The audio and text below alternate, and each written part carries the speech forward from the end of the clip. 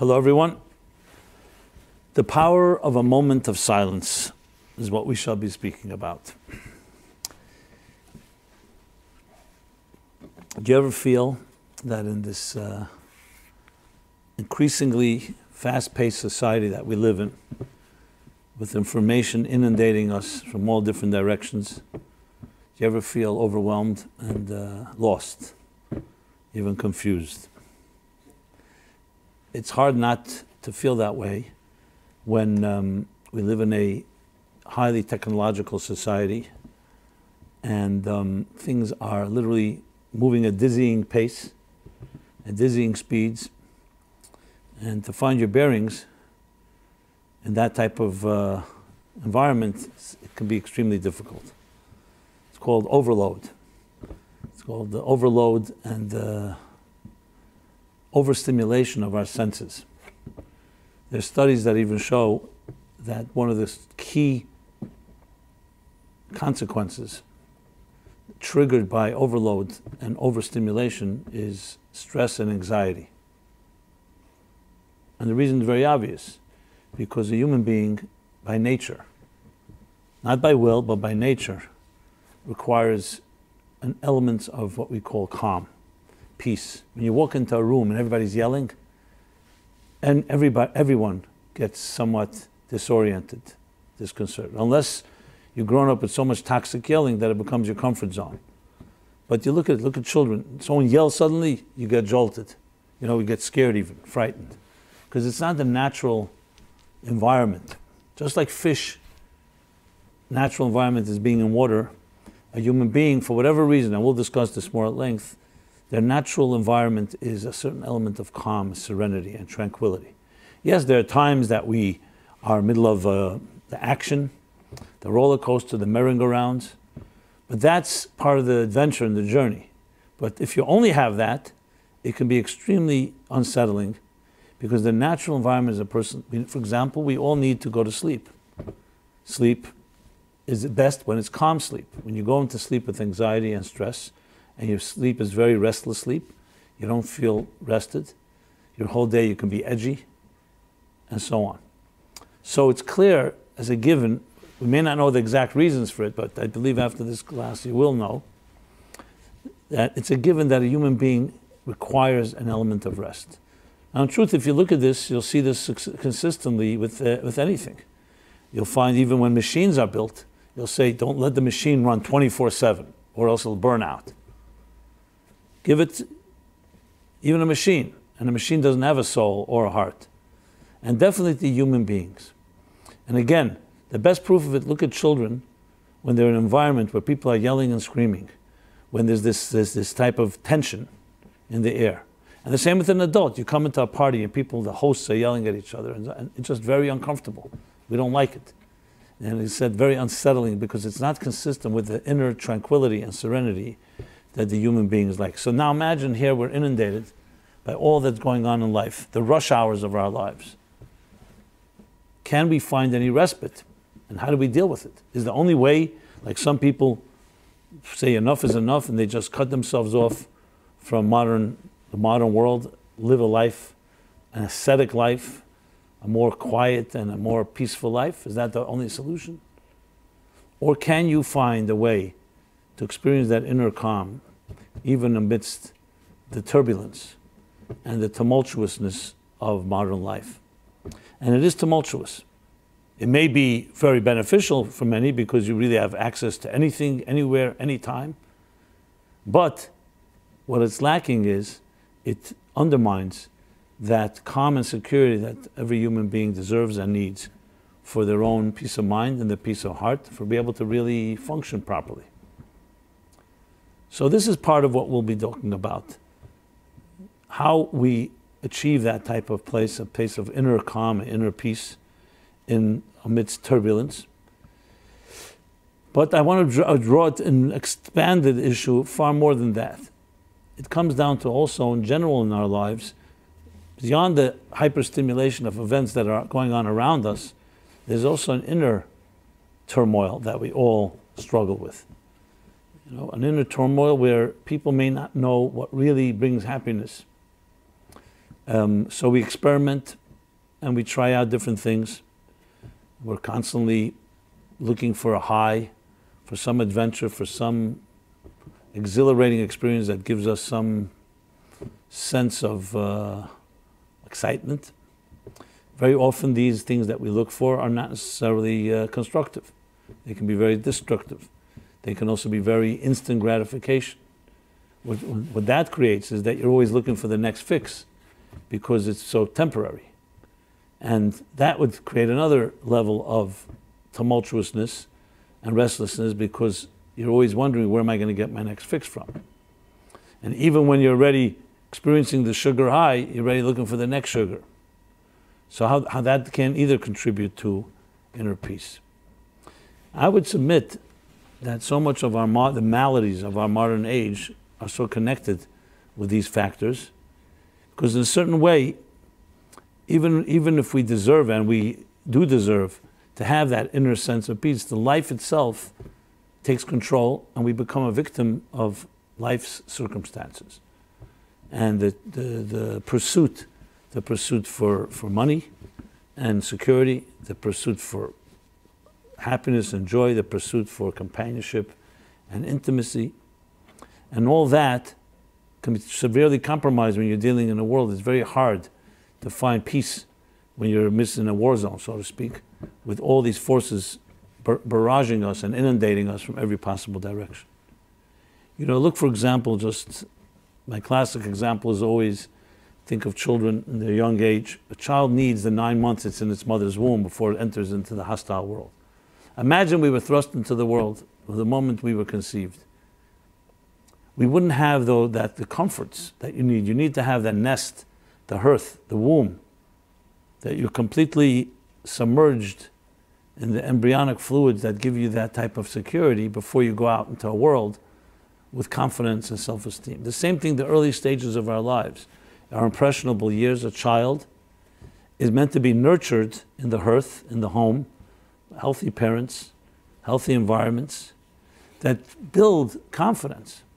Just to use it as an example, when you train soldiers, for instance, to ultimately be able to fight battles, you can't begin with actually having a real battle. You can't train somebody in the middle of the storm. You have to have an environment and a place where there's relative peace, and then you do training exercises, simulations. But if they're really under the gun of life and death, it's very hard to train anybody when there's a gun pointed at your head or there's danger around.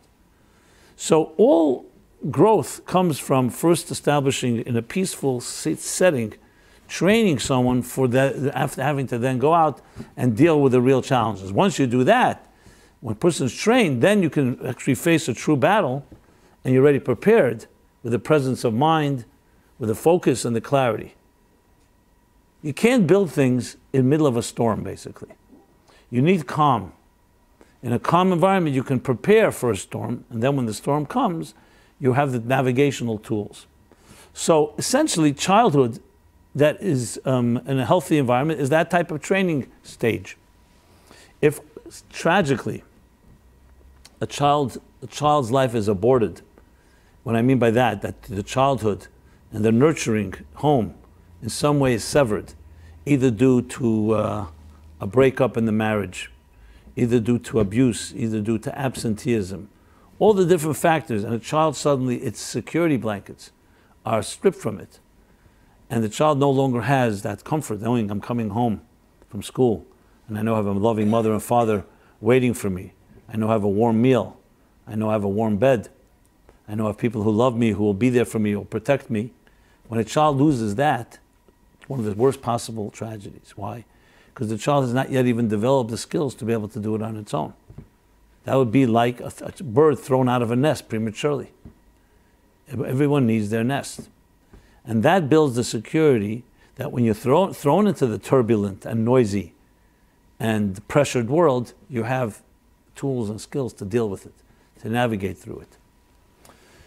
So the question is, how do you build these tools, as well as understanding the importance of what these tools serve? I should actually reverse it. Not how you build the tools first, is what is it that makes us need this type of state of security? Why can't we just deal with the challenges head on. Why do we need to, what is it about our psyches and our souls that needs inner peace and serenity? And then, how do we build the tools to satisfy that need? Which of course is you could say the springboard for all success, is that you know you have that inner security, that inner confidence. And all this will lead us to the discussion of moment of silence. But there's yet another challenge I want to address before we get into the so-called answer and offering the life skills and techniques and methodologies. Let's talk about some more challenges that we face. You know, recently, we all remember just a month ago, the tragic shootings of 17 innocent students gunned down by a murderer. And still in the news, the gatherings of students today and other days, trying to figure out solutions to protect our children. Because every murder is horrible. Every murder of innocent people is horrible. Whether it's at a mall, or it's at a cafe, or it's a suicide bombing or terrorist attack. But especially when it happens in those zones that we consider to be the places that houses of study, where children go, and they're not yet thrust in the world. They're not on the war zone. They're not on the front. They're not at war. This is the place, schools were always the place that we always protected. Schools, hospitals, places of worship. So when you see horrendous things happening there, it always shakes us even more, because then who is off limits? What's off limits if not a school? Now this is of course not the first shooting. There have been many, and it's considered to be already an epidemic by some, especially in our modern times. I'm not going to go into the statistics of it. That's not the point of the discussion. And everybody's offering all kinds of analysis and solutions. Some talk about gun control, some talk about mental illness, some talk about creating, there shouldn't be gun-free zones, and there should be enough protection, meaning security guards or teachers or people who are trained, even though here was a colossal failure that even people who were hired to be security guards ended up being afraid to enter and not protecting these innocent people. Everyone has these solutions. At best, all these solutions are dealing with symptoms, not with causes. Because what you can do is prevent, just like after the first attacks on airplanes and hijackings, they developed an entire security system at airports. I remember a day when airports didn't have such security systems the way they are today. Why was it? Because airplane is a very vulnerable place to be. And they started the screenings to the point where, thank God, it's a rare occasion that an airplane is attacked. I mean, 9/11, of course, there was a breach, and so new precautions were taken. But the point is, all this is symptoms. It doesn't stop a terrorist from being a terrorist. It stops a terrorist from pulling off their heinous plans and goals. But when you get to the root of issues, it's always more complicated.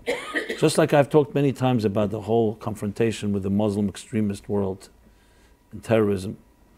There's dealing with the symptoms, there's dealing with the roots. Now, I'm not suggesting you don't deal with symptoms. Just like, God forbid, when someone has a cut and is bleeding, obviously the first thing you do is stop the bleeding. Band-Aid, or whatever it is that takes to stop the bleeding. But if it continues bleeding and it continues opening up the wound continues to opening up, you better get to the root of it.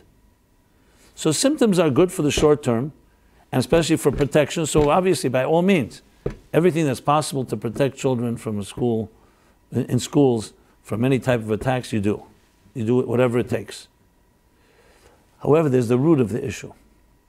And that, you hear far less people talking about it. Maybe it's not because it's not conducive to short talking points, a short attention span of what news has become entertainment, a version of entertainment, a version of titillation, a version of even talking about school violence. You know, dealing with the roots is a much longer discussion, a more serious one, and most people don't have patience. They have 5 minutes. So tell me what it is. So gun control and other things seem to be a much easier culprit to address. Roots deal with real life. So I've mentioned this a number of times after the Columbine massacre, which was also students turning on their fellow students. And And there was no mental illness involved. It was just a thrill, and they ended up killing themselves as well. So I remember then at the time I was traveling to Australia. I know some of you may wonder, what does it have to do with what I was talking before about the turbulence of life, but you'll see in a few minutes the connection. So I remember then I was traveling to Sydney. I was in Sydney, Australia for a lecture tour. And one of the places I spoke was a Friday morning at a Moriah, is a big Jewish school there, thousands of kids. And they had a session with maybe it was a good room of maybe 150, 200 young boys and girls. When I say young, 14 to 17 to 18. And it was volunteer. People came, it wasn't mandatory. They came, they wanted to hear me speak, and I asked the question to them. I posed a provocative question: could something that happened in Columbine happen here in Sydney? With my belief and hope that they would say no, because it's a Jewish school, we're in Australia, this is not America with guns and violence, all the other, the usual explanations. And to my surprise, no. Most of the students said, yes, it could happen here. So once I heard that, I said, so what do you think is the reason? And, everybody started weighing in, the students. This one said this, some things were nonsensical, some a little more intelligent, insightful. But just long story short, what I was leading to, I said was, why is it that way? And ultimately, and this is what the students resonated with them, was the question is the sanctity of life. As life becomes less sacred and more negligible, 7 billion people on this planet. What's the big thing? If we're all insignificant, so life is not sacred, what do you think? That doesn't cause murder, but that causes the possibility for people to not value life that much. So it's true, mental illness can be a factor, even though the statistics show that mentally ill people usually don't murder others, and don't scheme like this, and don't do these things. And this causes grievances and all kinds of reasons that people.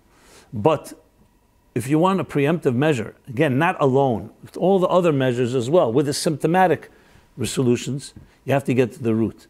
What is the level of value of life in the average young man and woman in our Western society? Has anyone made such studies? And I'm surprised that nobody even considers talking about that. Because you could rest assured that if the value of life is less, the lower it goes, the more possible for a person to, God forbid, even consider killing. Some people are not capable of killing a fly.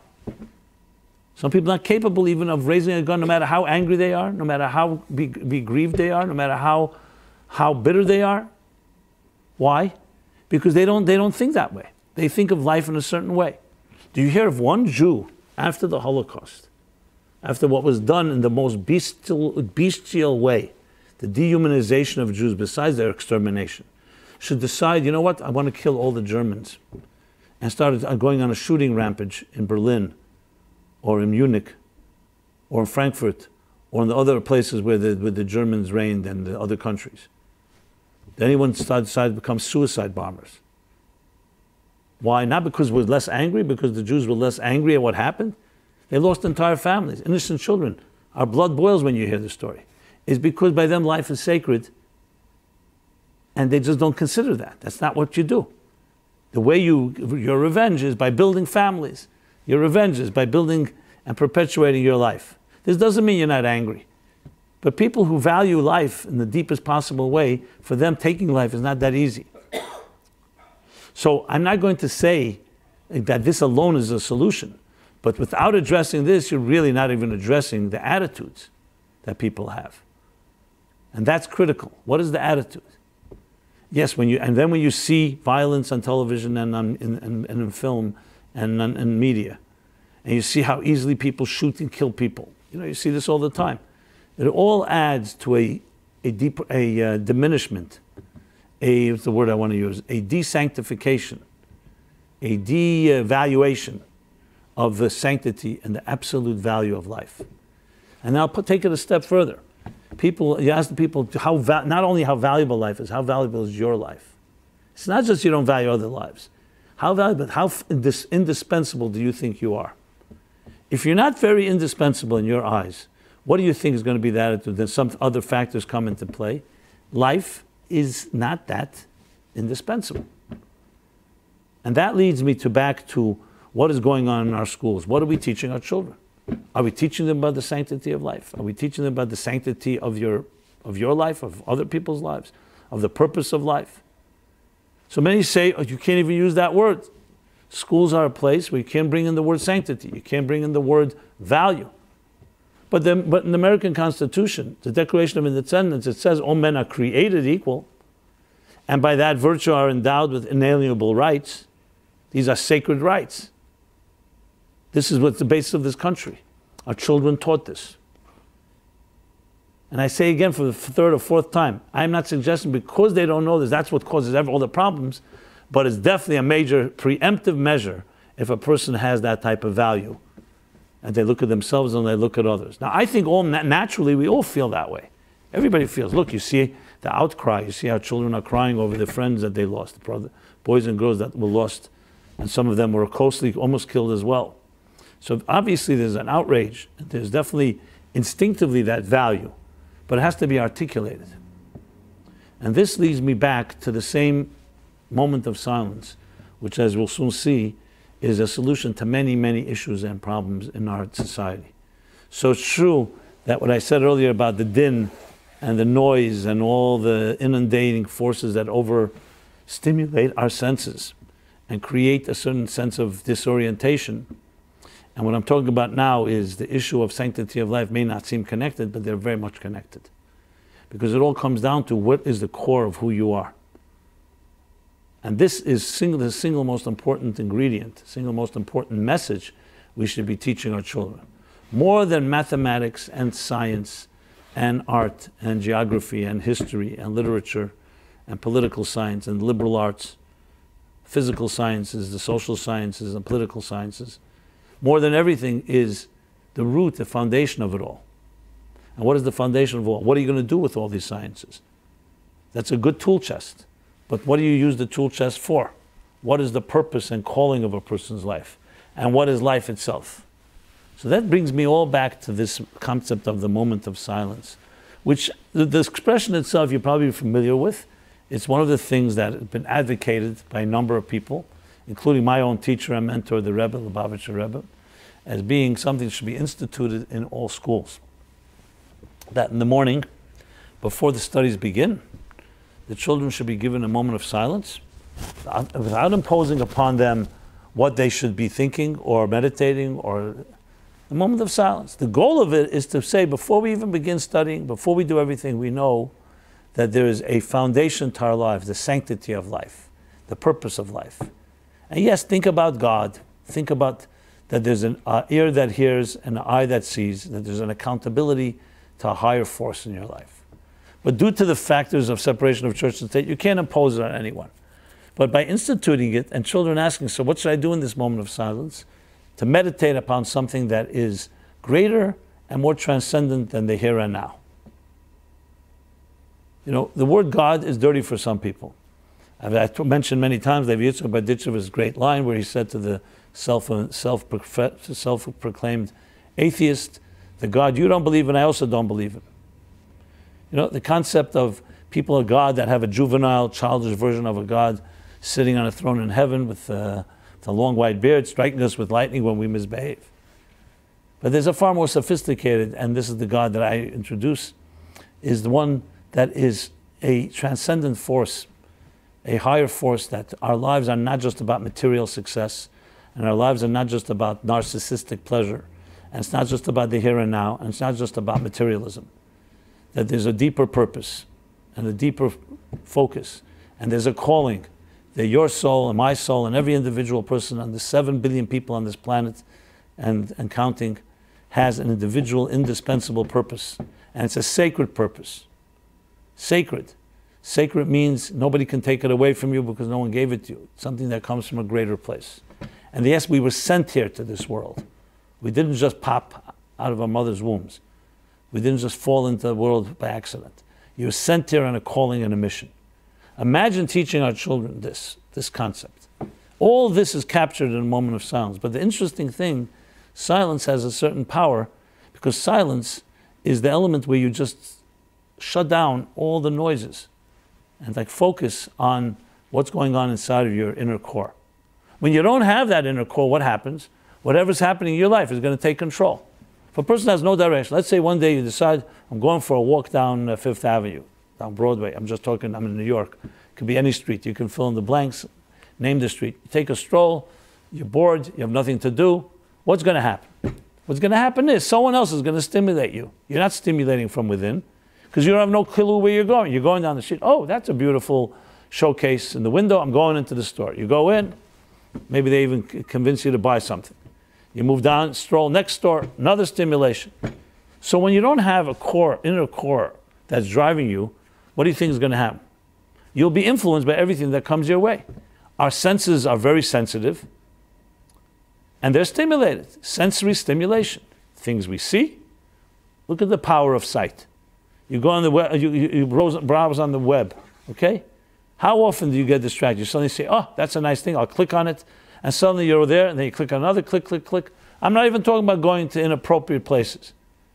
The thing you were focusing on, you completely lost focus. Why? Because visual stimulation is very seductive, and it gets you.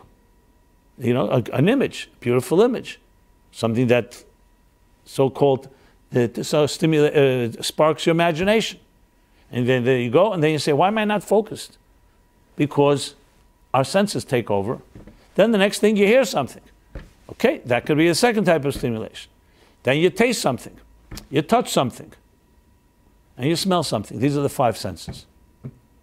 And they're very powerful. So if you don't have your focus for the moment, what do you think is going to happen? The senses take over. And whatever comes your way, which is why there's a beautiful Torah, a beautiful concept. There's the Sifsei Kayin was a great commentator on the Bible and the Torah.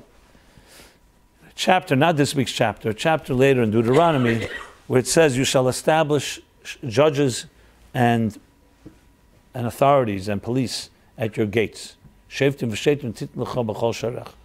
shall establish in your municipalities, or literally your gates, judges and police, law enforcers. And he explains what is this in your gates. He says the gates are the 7 gates in every human being. 2 eyes, 2 ears, 2 nostrils, and a mouth. These are your 7 gates. Everything that enters into your life is either through your eyes, outside stimulation, or through your ears, or through your smell, or through your mouth. Why do you have to establish judges? You need discretion. Not everything out there belongs inside of you. Not everything you see doesn't. You should protect yourself. Not everything that's out there you have to look at. Not everything that is said you have to listen to. Someone comes to you and starts sharing gossip, sharing just bad-mouthing someone. So you have to listen to that? You need gates in your ears. Someone's you something that you suddenly see. Everything you see, everything out there is something for you to look at? Who says? And the same thing with the other senses. So an intelligent person knows that they want to have control over their lives. I'm focused on what I need to focus, my calling and my mission. And I take into the gates that which belongs to me, that which helps me fulfill my calling. And that which doesn't help me doesn't need to be in there. Exactly like gates in a walled city. What are the point of the gates? The walled city makes sure the city is protected from enemies, from foreign and alien forces. But you need gates. Why? Because you need to get in and out. You can't be completely sealed off. So there's gatekeepers, and these gatekeepers say, okay, they check, this belongs here, this belongs inside your city. In here, your body is a small city. And this doesn't belong. This is how a responsible, disciplined, and a healthy person behaves. So there's coming in and out, but it's all based on a certain amount of discretion, and a certain amount of, yes, gatekeepers that observe, that judge, and determine what belongs, discretion, and 2, that enforce that discretion. Because many times you can have the discretion, but strength, you need that willpower, and you need the execution to make sure that even though your mind tells you it doesn't belong inside of you, you also really enforce that. So going back to our point here is, that's all as long as you have that inner core. So it's like you know what my calling is, and now I'm going to go find the resources for it. Where all mistakes happen is I don't have a call. Like, you know, you go to any business, for example, or any entity, and they hire a consultant to see whether we're doing things efficiently. The first question is asked, what's your objective? What's your mission? Then you go see, are the activities that you're involved in and the staff are involved in fulfilling your mission or not? You suddenly say, 1 second, here's a few activities, they don't even belong to this company. Why are you doing it? Oh, someone thought of an idea and they ended up doing it. Why? So everything begins with a focus. It's like you can't build a circle if you don't have a hub, if you don't have a center, a solid center. So that is exactly the purpose of a moment of silence. Because in the middle, as I said before, you can't build focus when there's so much noise. When there's a lot of noise, a lot of clutter, a lot of turbulence, and static, it's very, very hard to focus. That is why, like I said earlier with the child, we all need a moment or a few moments where we have quiet, we shut everything off, and we say, okay, let me focus now. What do we need to do? Then, when you're empowered that way, then you could enter the world of noise, and you could turn on Google or your other million of other different places where information is streamed to you, and say, okay, now I'm going to figure out which information I need for my purpose and which I don't need. If you don't have that, you are going to be basically a victim, or if you wish, a product of circumstances. What will control your attention will be whatever comes your way, and it's very easy to get you to distract you because you don't have anything that's really an anchor. You know, imagine someone going on a ship and there's no destination. So what are you going to do? You can go in circles, you can go back and forth, you can just be lost at sea. There's no destination. There's no objective. There's no point where you want to reach. No goal. So what happens with a life without a goal, without an objective? So, you know, every day, wherever the wind takes you. Wind goes here, okay, here's fine, here's fine. The big sad part is that most people don't think that's a problem, what I just described. I've know people have told me, what's wrong with that? I have the luxury. I don't really care where I'm going, as long as I'm having fun. You know, I'm not here to disturb anybody's fun. If they're having fun, they say Gesundheit, God bless you. But there's going to be a point where life is going to take over, and then things are not so fun. And that's when a storm strikes, and when there's a loss, or there's a transition in life. You lose a job, you age, illness, loss, death. Everybody's going to go. Life is not a coast, a plateau. Life is constantly with twists and turns. So many people say, you know what, I'll worry about it then when that. And I understand, who wants to plan ahead because of pain, because of loss? That's not what I'm suggesting. I'm saying those moments forces you to then think and say, 1 second, where am I going here? Now, if a person says, all I need is knowing my goal is to make a certain amount of money in my life, and that's their entire goal, and they really don't care about anything else, it's probably hard to convince a person like that they should care about anything else. And you know, you have to choose your battles. I probably would not go and invest much there, because that person is convinced that's what they want to do. They think that's a goal that's good enough. But is it good enough to bring up healthy children? Is it good enough to have healthy relationships, making a certain amount of money? You show me somebody with amount of money that money helped them build healthy psychological and emotional relationships. You could have money and have healthy relationships. You could have no money and have healthy relationships. And one has nothing to do with the next. So, but if you're seeking a healthy life, a productive life, a life where love flourishes, and that people are not driven by fear and by insecurity, and therefore don't escape into all kinds of different crutches and addictions and habits to numb or to relieve their pain, and you're really looking for that healthy life, there is no other way but to find that quiet center. And that's where that moment of silence comes in. We call it, some of us, you're talking the Jewish traditional world, you could say is the moment you say Moda'ani. So I know it's not silent. Moda'ani is a prayer with words, but its message is essentially a very quiet one. Saying, I acknowledge to you for returning my soul to me. What is a soul? A soul is not very visible. A soul is also not very loud. As a matter of fact, in the book of Kings, where it talks about Elijah the prophet, and he's awaiting God's arrival. So it says, Ruach Hashem v'lei barrage v'lei be'esh. First came a wind. And he thought God was in the wind. He said, no, not in the wind. God is not in the wind. Then came rash, thunder, loud sounds. And he thought God is in the thunder. No, it's not in the thunder. Then came a great fire, lightning, fire. God's in the, no, he's not in the fire. So where is he? Next verse, Koil Tamama Daka. In a gentle, even silent voice. Tamama. Tamama can be considered, can be low, but Tamama really means silent. A silent, gentle voice. Koil Tamama Daka. A subtle, gentle voice, a subtle, silent voice. Many different ways to translate. But why is it so silent? Why can't it be loud like the wind, the thunder, the lightning? Because there are things that are the deepest things are expressed in very quiet expressions. The louder something is, may have a lot of power, what we call the power of revelations, the power of giluyim, the power of expression. But the deepest things in life are very quiet. The most intimate part of a person does not make a lot of noise. Noisemakers are usually a sign of more external celebrations. It has its place and sometimes has its value. But the deepest part of a person is silence. If you look at someone who's yelling and screaming and making a whole scene and a racket, and look at another person who's sitting quietly in a corner, meditating, contemplating, tell me which one is really louder. So if you're talking about purely decibels, of course the one that the yelling is louder.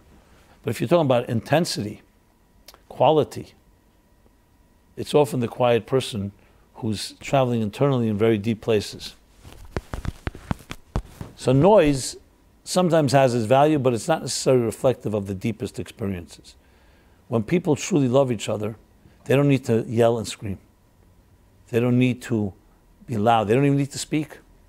A hug, a touch, an embrace can be more powerful than all sounds in the world. Again, I'm not taking away sound has its value. In the temple, the Levites honored God and served God with song. They were composers. And the priests served in silence. And the Zohar, the classic book of Jewish mysticism, asks, and which is greater, serving in silence or serving in sound? Most people would say sound. It's louder, music, beautiful. No, sound is deeper because sound is so profound it can't be even expressed in a sound itself. Sound itself is like a container. As I explained many times, when you ask people to talk about, let's say, superficial things, the weather, sports, politics, Trump, on and on and on and on and on. Endless. Just start to turn on any radio, turn on the television, you'll see. So when they ask you to speak about yourself, tell me something about yourself. But people fall silent. Not because they don't trust. You could say, you know what, superficial things, I don't care to talk about. You know, it doesn't affect me. You talk about myself, I'm vulnerable, I'm not interested in talking. But even with people we trust, you don't find a lot of words to talk about yourself. But yourself is so close to you. Tell me what your deepest concerns are. Tell me the deepest loves you have, the deepest passions. Again, I'm not talking about if there's shame or embarrassment. Even if there isn't, why is that so difficult to express? I'll tell you why. Because words are containers, and sounds are containers. And containers have parameters. You can only put a quart of liquid in a cup, that's a quart. You can't put more or else it'll spill over. Words are containers. Limited containers are good for limited expressions. Superficial things, a lot of words. But when you get to something a little deeper, you'll see regular conventional language is not good enough. That's why we create a language called metaphor. Poetry, metaphor. A metaphor is a little more subtle, a lot more subtle. It alludes to things, it's not so tangible, and therefore can express a deeper feeling. Because its containers are wider. Then comes something even less than metaphor, which is, even a metaphor can't capture, sometimes it's so deep the feeling, the only thing you could say is, ah, or oy vey. Why nothing more? Because it's so intense, words themselves can't contain it. And someone will say to you, Tell me what you're feeling. Say, I can't even express it. It's so deep, I can't express it. It could be great joy, it could be great pain. And then there's a point where there's a kol de lo yishtama, a voice that has no sound. It's so profound you can't even cry. You can't even laugh. Because even that's more than, its intensity is so strong that even that container is too small for it. The sound of silence. Silence sometimes can be much deeper and more profound than all the sounds in the world. But we need to train ourselves to think this way, because we live in a world that values expression, values noise, fireworks. You know, if you don't see fireworks, drive down, go to Times Square and look. You see the glittery, what are they called? Neon lights. And it's loud. And sometimes gorgeous even. That's what people like. A sound and light show. Actually, when the Torah was given, it was a sound and light show. Kelos of Rokim and lights, and they saw sounds and light. Yom Kippur, when the second tablets were given, utter silence. Silence of humility. Because even though sounds have value, you know, you do something with pomp and circumstance, it's very valuable and precious, so you make a parade. But parades also have a sense of creating a little arrogance, and they'll take them for granted. You can sometimes be not so humble, because sometimes you have to celebrate in silence. Yom Kippur, when Moses comes down with the second tablets, quiet. You go into a synagogue in Yom Kippur, so there are times they sing and there are prayers that are said out loud, but the deepest prayers are the quiet ones. The ones you say to yourself, to God, in a hush. Because that silence has in it much more power than all the sounds of the world. So in that sense, a moment of silence captures they're called the essence of the person much deeper than any form of sound and expression. So obviously, and this is really another topic which I've talked about other times, which is the concept of bridging the world of sound and the world of soundlessness. In other words, expressing the inexpressible. But you can't get there, first you have to experience the inexpressible. And sadly, in our day and age, because of the inundation and the overstimulation of our senses, we're losing the art of silence. You know, most people are very uncomfortable with silence. You know, they say you meet somebody in the street and they don't know how to be quiet, they're usually a thief, because they can't deal with the awkwardness of silence. People are very comfortable in their own skin, have no problem being silent. But someone who's, like they say, that they have, in Yiddish, Afghaner brennt das Hittel, that someone that feels always self-conscious because they did something wrong, you'll always see they're always talking, because they like protect themselves with talk. They think that talking like is a smokescreen and you won't really catch on. But there are people that can sit hours in silence, they can look at you and stare at you with silence, and they're not awkward about it. Those are people who are very comfortable in their own inner self. But we live in a world where noise is the dominant force. If you don't make noise, if you're not getting people's attention, it means you would have nothing to say. It's sad. Sometimes the people who have the most to say are the ones that are the quietest people. But this goes down back to what I was saying earlier. It's very easy to make a lot of noise and so-called cover your tracks and distract yourself and others because of your noise. And that type of comfort, that's a very mysterious... You think somebody came in that's invisible? Huh? Somebody in the art of silence. Yes, something silent walked in, yeah. So, I've seen some people in my life, the ability, the mastery they had of silence really demonstrated it was a very profound power. You know, there's also the power of silence. You could ask any husband about when he gets a silent treatment from his wife, is it worse than when she yells at him? But the bottom line is that's a different discussion. I just thought about it when you walked in. Is silence worse than sound? I think it is, because at least sound, you know what's on the person's mind. The silence can kill you, because the question is whether women know that they have that power. What do you think? Huh? Yeah, they do. Yeah. Men also can give silent treatment. That's true. That's true. But I think a woman's silence is more aggressive. We're definitely More deafening, yeah. So, I'm talking here the positive side of things. Maybe that's also sometimes positive. As I said from the Zohar, that the priest's silence, that they served in silence, was deeper than the Levites, the Levium's service in song. That doesn't mean song has value. Of course, that doesn't mean that song has no value. Obviously, song is a tremendous force, and I've talked about a number of times how song is actually this language of the soul. And but in song itself, you have songs, and the song can sometimes be a very subtle one. As I said, koil demama daka, which is no question much more powerful than the ruach, the rash, and the eish, meaning the wind, the blowing winds, and the thunder, and the lightning, which as strong as they are, they don't have the power of the silent, gentle voice. So when you really want to know what is the natural state of a human being, the natural state is the koil mamadaka. It's the silent state. You see children. Children don't begin to speak right away. That's not an accident.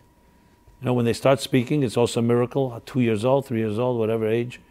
It's also pretty amazing to see how quickly they begin to speak. But there's a certain truth to their silence, because they're like closer to the truth when you're in a silent place. And you're most comfortable in that. The soul's most comfortable place is silence. I mean, you have expression even about God. You say, Yoshas Cheshach Sisre, that he established darkness for his hiding place. And the question is asked, why darkness? Why can't it be light? Because light is expression. Anything that's expression, with all its value, it's still going to be defined by the expression.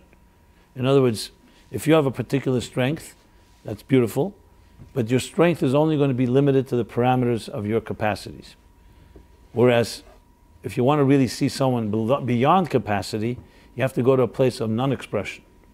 And that has, in a sense, a deep depth that you don't find in expression. Say, siyag l'chachma shtika, which means the support. The sign of a wise person, or even is silence. Why silence?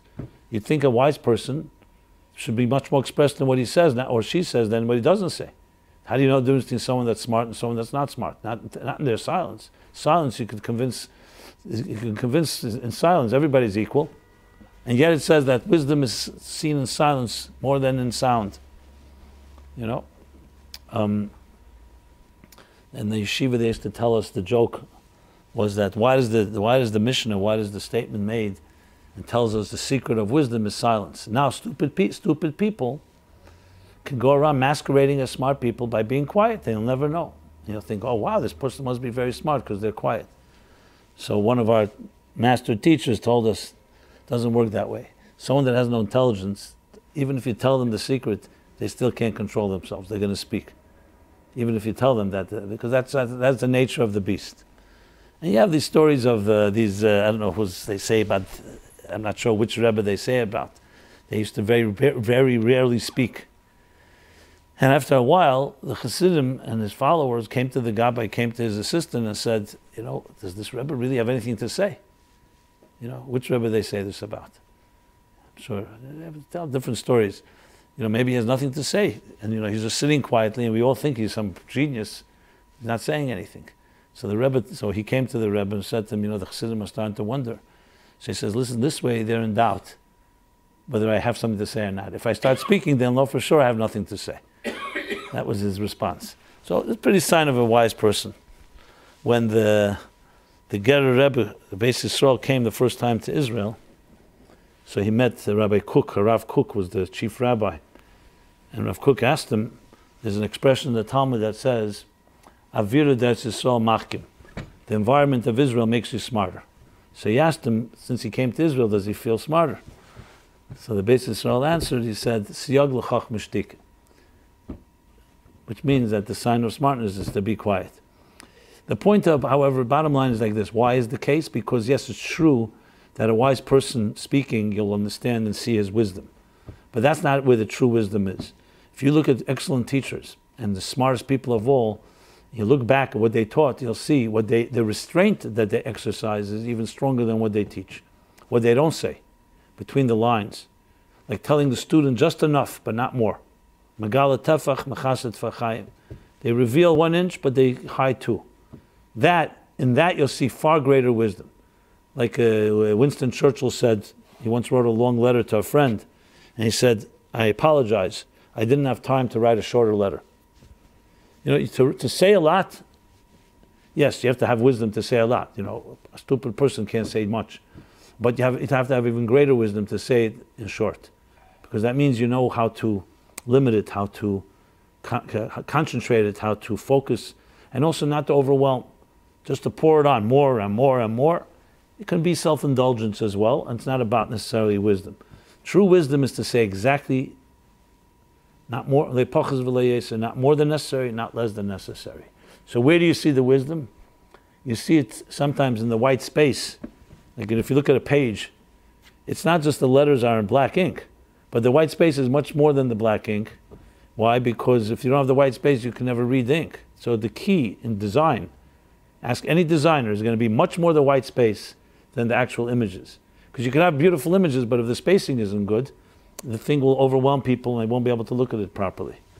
So it's not just always what you see, is also what you don't see. It's just as powerful and maybe more powerful. So in that sense, when you begin your day, your moment with silence, what you're doing is introducing into your life something that's greater than you and greater than any stimulation, and really gives you the power to focus and concentrate on that which is beyond expression. That's really what it comes down to. If we taught this to our children in schools, guaranteed, and taught it with the same foundational elements of the sanctity of life, in general the concept of sanctity, the concept of life is more than just me and you. It doesn't begin with yourself, it doesn't end with you. This is where you teach people how to be refined people, and guaranteed they'll be less prone to violence and less prone to killing and so on. Is this a absolute guarantee? Of course not. You know, we live in a world that has many different challenges, but I would suggest is probably the deepest root of issues as opposed to symptoms. But again, we live in a world that everything is superficial. You see a problem, what's the quick fix? And people do not think about the longer term because that's the type of world we live in. People don't have this patience and attention span.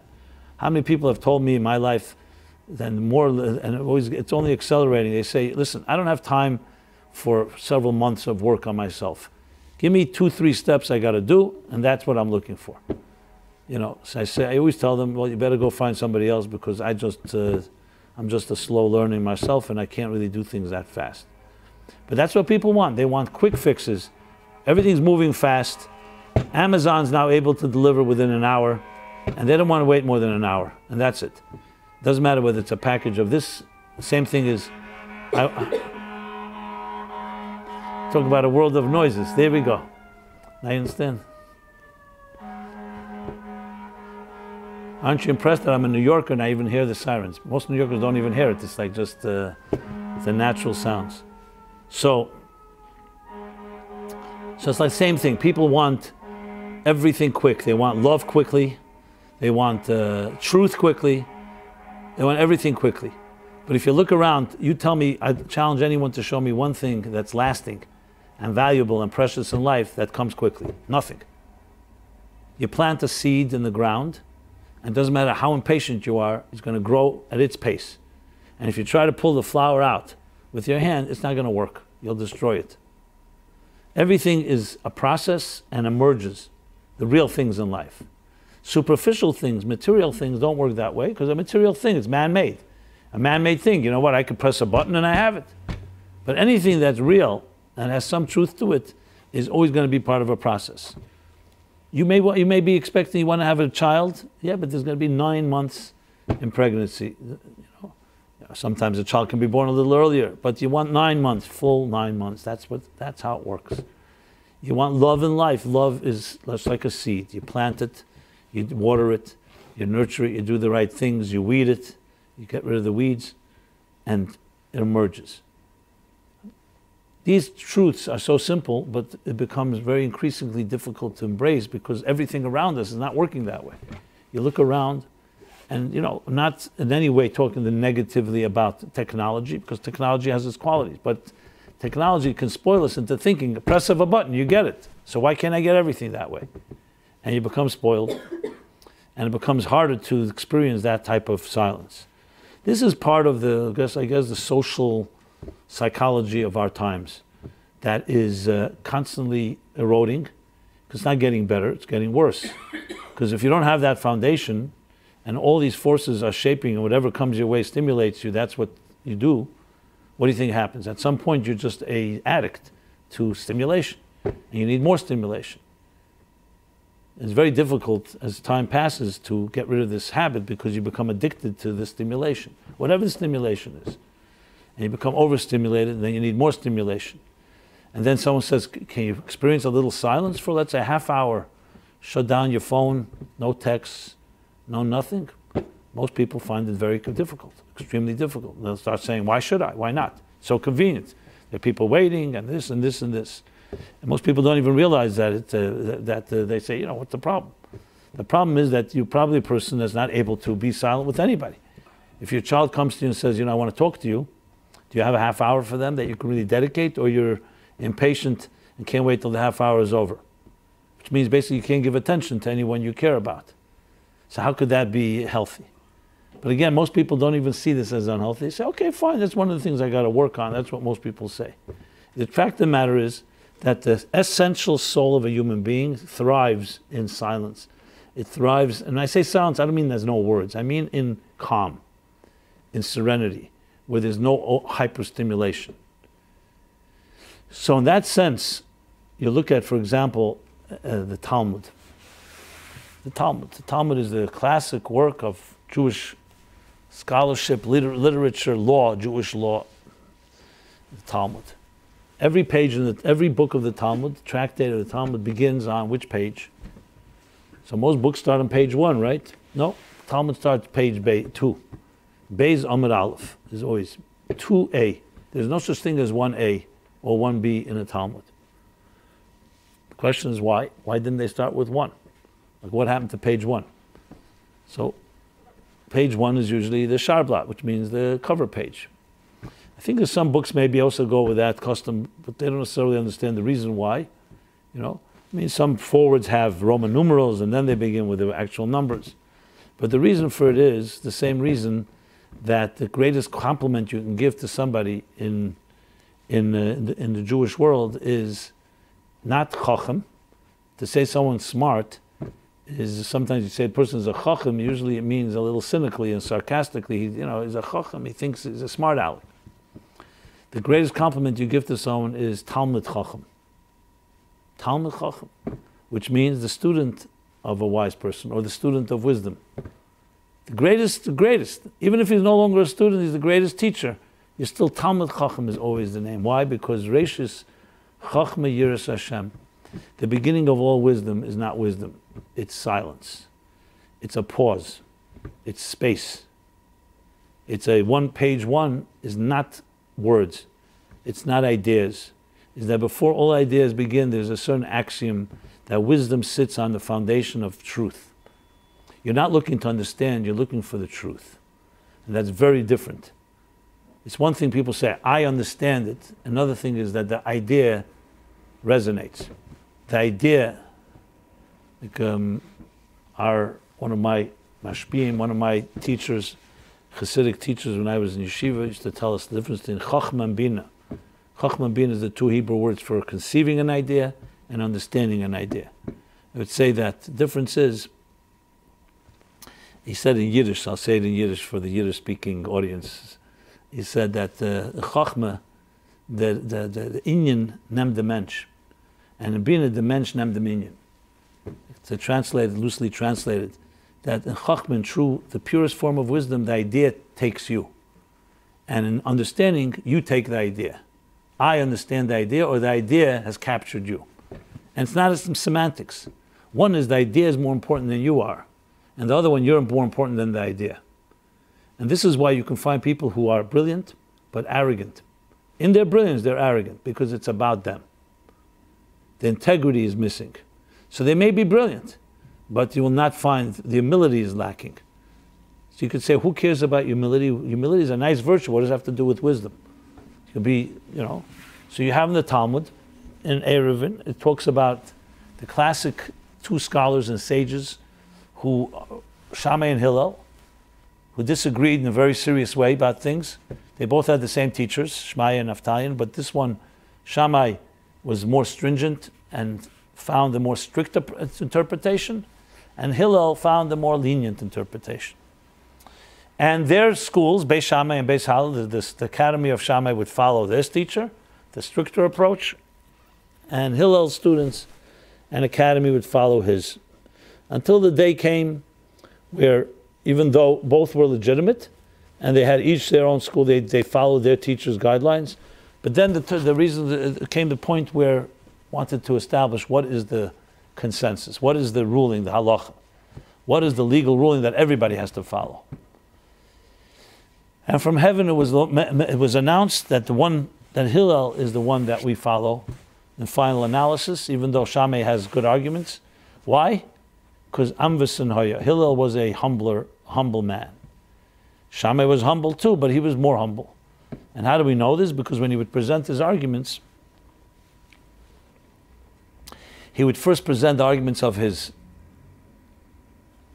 adversary and then of his own, which was a sign. Usually people present their argument and then they say, by the way, there's another little opinion going on, but it's not as important as mine. Hillel would do the opposite. He would present Shammai's argument in full glory, and then he would present his. So beautiful. So the question is asked, that's a great virtue, humility, but what does it have to do with wisdom? He should get a medal for humility. What does it have to do with wisdom? Wisdom is the brighter person, the smarter one, the better arguments, the one that brings better proofs, the more articulate one, whatever. That's the signs of wisdom. And the answer is quite obvious as well, because humility brings integrity. And when there's integrity, you can trust the wisdom. If you know someone's brilliant, but you know they're arrogant, you also say to yourself, you know what, maybe they're biased. And their arrogance won't let them see it, and they won't be able to admit a mistake, and they won't be able to acknowledge that maybe there's another way to look at it. When someone's humble, besides their intelligence, they also have a silence. They're ready to listen.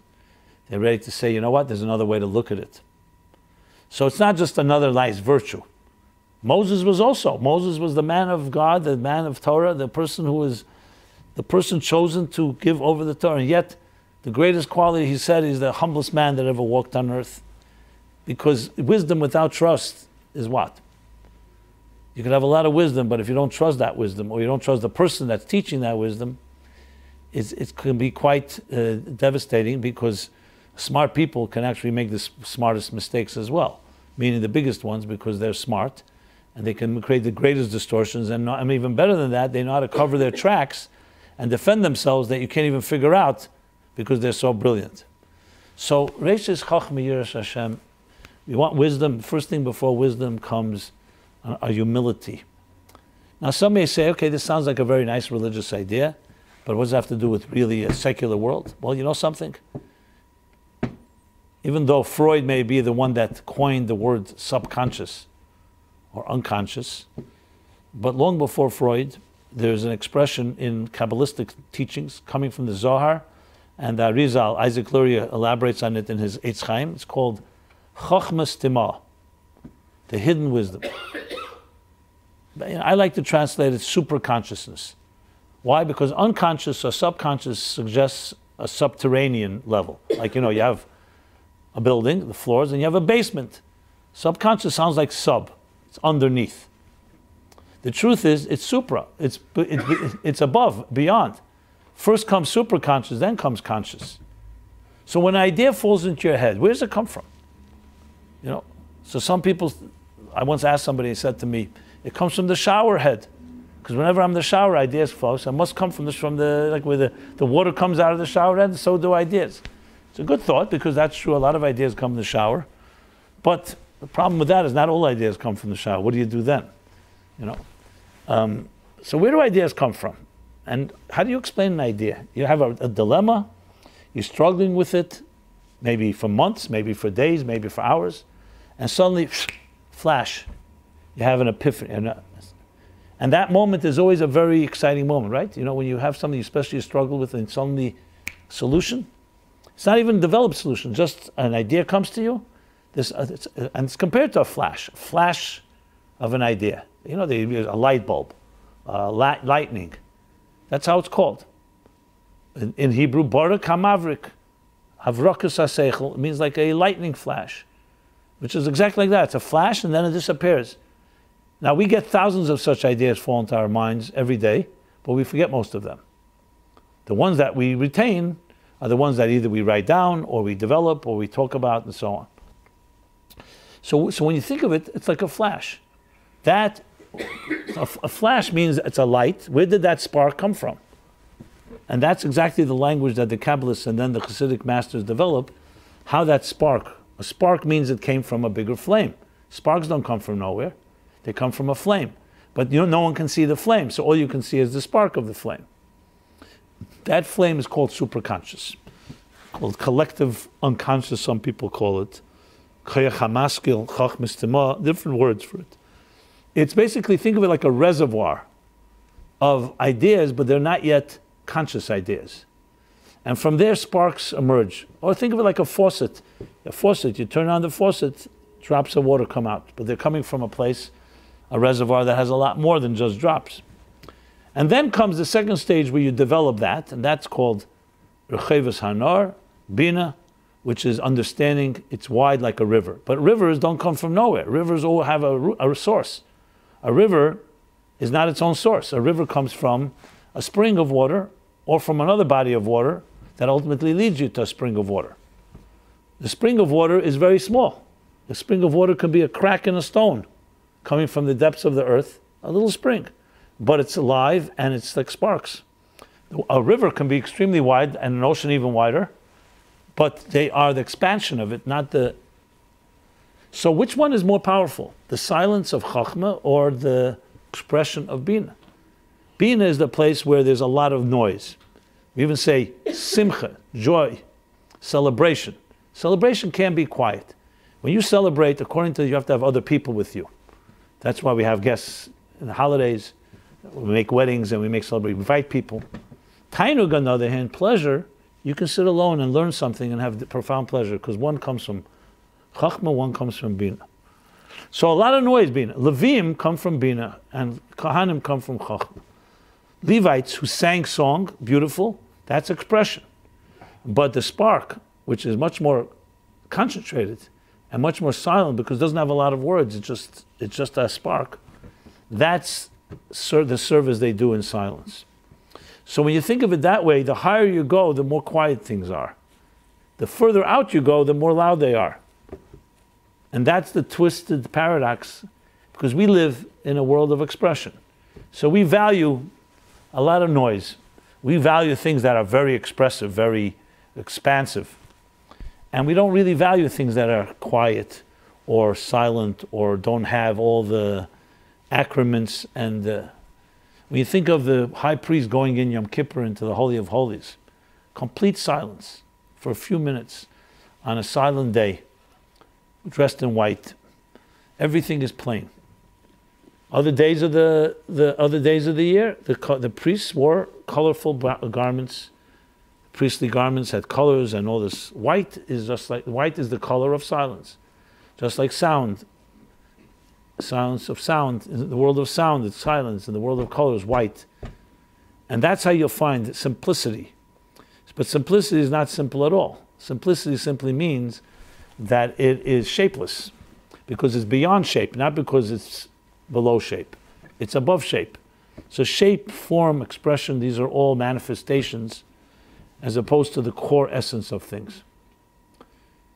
This part of life is the thing that we need most in our day and age, because our day and age is so noisy. And I mean noisy, I don't just mean sound, I mean also stimulation, overstimulation. It's so overpowering that today the only antidote to that, it's one time, maybe hundreds of years ago, didn't have all the technologies we have today. So it was easier to hold on to your own inner core because you weren't so distracted and seduced.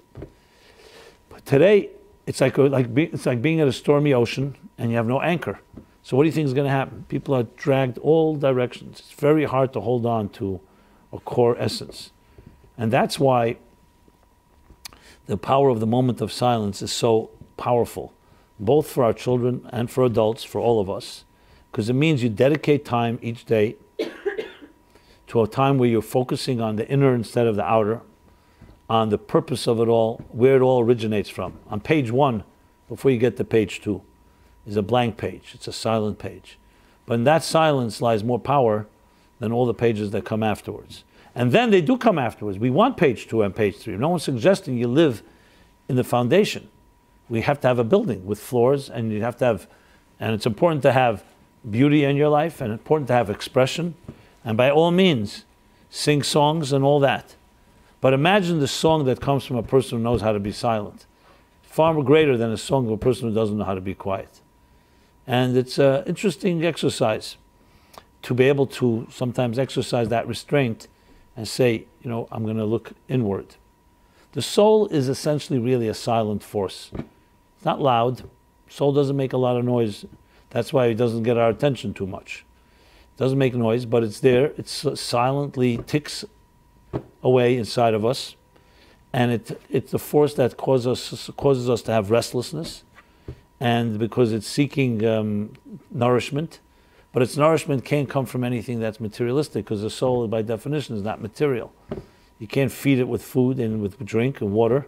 You have to feed it with love, with giving, with things that are ethereal, with things that are transcendent in nature. So, however you turn it, moment of silence and the idea of silence is a tremendous, maybe one of the best kept secrets and necessary. If we were able to master it, it's not that difficult. It's just really designating time each day, whether it's at school or at home or in any environment, and just making sure. Today they call it mindfulness. Mindfulness is another fad. I don't know how long it's going to last, but again, it's a fad. So they almost take the power of silence and turn it into another entertainment, almost not entertainment, another, and which again that lasts until the next fad. But it has elements, like many things that are existent even in contemporary culture, has elements of truths, which is the concept of meditation, creating space. They talk about creating space. You have to create space. Creating space is this idea. But it really goes back, as I said, maybe the simple tradition we have of saying Moda'ani in the morning, though it's, as I said, it is a prayer, it has words, but the words are really almost invisible words. The words are about recognizing that you have a soul that was returned to you. So you're basically expressing that you have something invisible inside of you that drives who you are and drives your day and drives all your activities.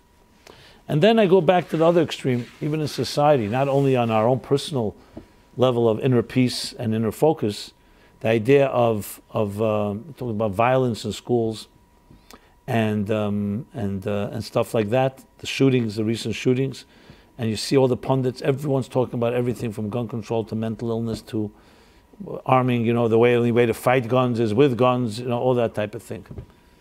You have the NRA and then the anti-NRAs and the whole. At this point you get cynical because the whole thing sounds political at some point, and very little focus on what about the souls of our children. What are they being taught?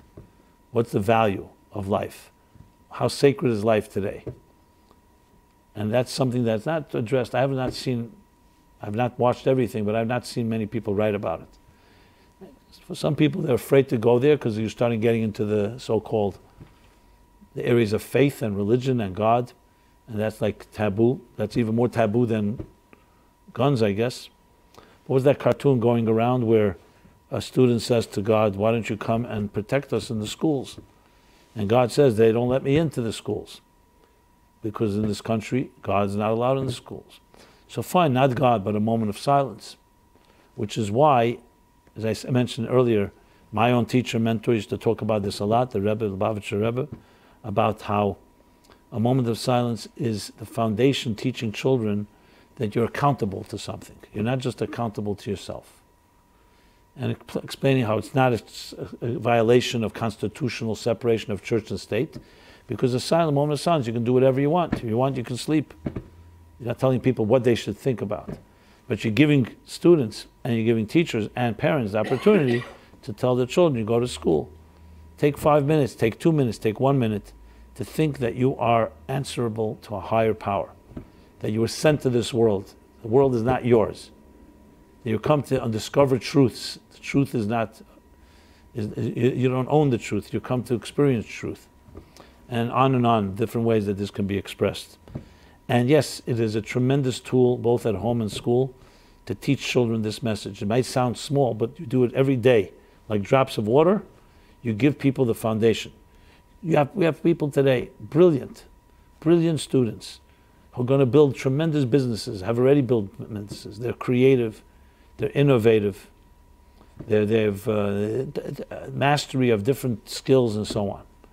But one thing that many of them have never been taught is the page 1 of wisdom. They know page 2 and on, page 1. And they may even be humble people by nature. But that idea that all this knowledge, for what? What do we have knowledge for? So most people say, I have no problem saying knowledge is power, and knowledge is to make money. I have more knowledge and more smartness, I can make more money. What does that say? That means that the end, the means is the end. The end has become the means. When in truth, knowledge is a tool. It's like a tool chest. What do you use the tools for? Is to fulfill the calling of your life, a higher calling, where there's that accountability, where there's that sanctity, where there's that sense of purpose and focus. So, in that sense, a little silent moment like that can have more power than all the words that we will hear the rest of our lives. And with that, I will bid everyone a very silent and loud good evening, and good week, and blessed week. We're here every Wednesday. Next few weeks I'll do some, since we're getting closer to Passover, talk about some transcendent Passover ideas. And we're here on Facebook, on YouTube, Instagram. Not today? Not today. Once in a while. Okay. So please share, like, comment. Good. Share. I said share. Again? Share again. Okay. All the other things that we do with each other on the social media networks. And may you all be blessed with the ability to be quiet at times. Quietude. The peaceful center right here, where you're at peace with yourself without any stimulation. You're just comfortable in your own skin. God bless you all. Everyone have a blessed week. I'll see you next week. Thank you.